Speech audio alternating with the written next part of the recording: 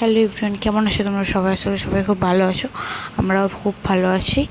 সানডেতে আমাদের একটা ইনভাইট ছিল চার্চে, একজন মারা গিয়েছিল, তার কাজ ছিল, আমরা গিয়েছিলাম। যেহেতু কোনো দিন আমাদের এরকম অভিজ্ঞতা নেই যে চার্চের ভিতরে কেমন কী হতে পারে, তাই তোমাদেরও দেখাই কী হবে। দেখো, চলো। গিয়ে আমরা প্রথমে খেতে বসে গিয়েছিলাম, কারণ তো আমাদের বসিয়ে দেওয়া হয়েছিল।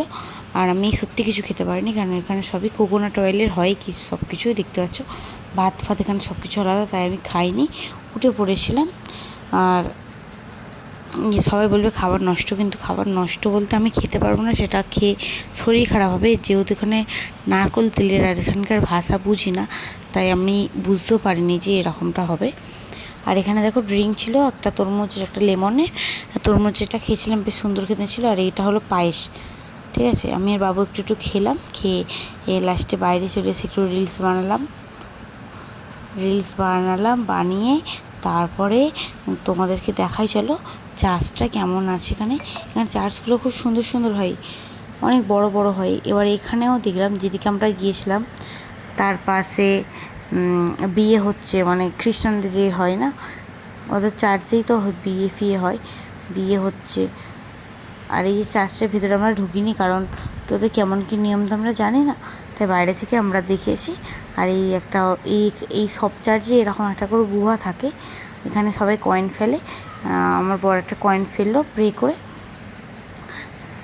আর তারপরে আমরা ঘুরে সব কিছু দেখে, যে কোনো দিন তো চার্চে ঢুকিনি, তাই আমরা ঢুকতে সাহসও পাইনি, তাই বাইরে থেকে সব কিছু দেখে আমরা চলে গেলাম ঘরে বলতে ঘরে যাওয়ার আগে বাবুকে একটা ডাব খেয়ে নিলাম। বাবুও কিছু খায়নি, ওকে দিইনি, যেহেতু নারকেল তেলের পেট ফাঁপবে। আমরা যেহেতু নারকেল তেলের খাবার খাই না, ঠিক আছে, তাই আমরা খেতে পারলাম না।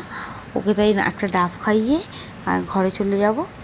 তারপরে গিয়ে, যেহেতু আজকে সকাল সকাল উঠেছি, একটু ঘুমাবো, খুবই ঘুম পাচ্ছে আমাদের।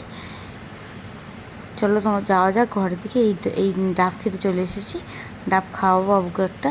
দেখো কলা নিয়ে এসছে একটা, খাইনি, ফেলে দিয়েছে, তবু নিয়ে এসছে। চলো ডাব খেয়ে ঘরে যাওয়া যাক, ঘরে গিয়ে একটু ঘুমিয়ে নিয়ে রাত্রের ডিনারটা সেরে নিই।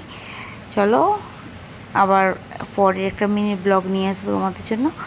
আজকের এই পর্যন্ত, টাটা, সবাই খেতে শুয়ে পড়ো। আর এটা হলো কেরালার বিরিয়ানি, ঠিক আছে। আমাদের বিরিয়ানি কলকাতার বিরিয়ানি থেকে পুরো সম্পূর্ণ আলাদা, টেস্টও আলাদা, কম্বিনেশান পুরো আলাদা। এখানে সব এটা টক দই আর রায়তা দিয়ে খাওয়া হয়, ঠিক আছে। Tata, bye bye, good night, আবার পরে।